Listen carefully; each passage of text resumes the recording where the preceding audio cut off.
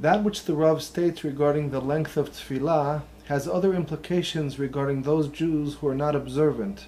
For such Jews, these holy days can truly be yamim noraim, akin to being in a torture chamber. Does the Rav have any comments regarding this? You make a very good point, because throughout the world, both here in Israel and overseas, the days, very often the only days that some Jews actually come to shul and experience any kind of Jewish prayer, any kind of davening, is Rosh HaShannah and or Yom Kippur.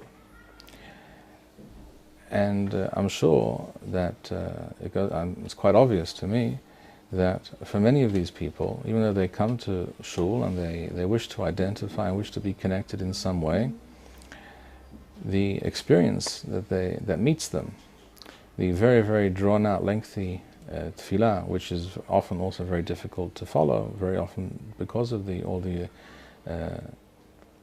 optional accretions and piyutim, etc., that are added to the Ashkenazi tefillah. Very often the tefillah, the experience that they go through, is a very difficult one, very disconcerting and unsatisfying, and probably does not encourage them to make an effort to come to shul more often.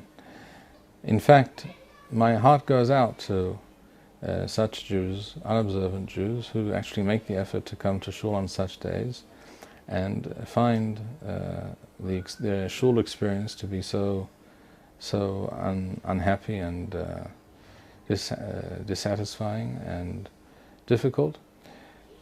And thus, many of them, I'm sure, are certainly not encouraged and often discouraged from connecting to Judaism more. And this is very tragic, because it does not need to be so. It can also be added that this is not only the case with regards to the length of the tefillah and the format of the tefillah, particularly in the Ashkenazi world on Rosh HaShannah and Yom Kippur. This is also true of certain areas of halakha, in fact many areas, where standard halachic practice today, that which is considered to be obligatory today, which is in fact not so, not based on what Hazal say, often based on some rather extreme interpretation or humrah or custom.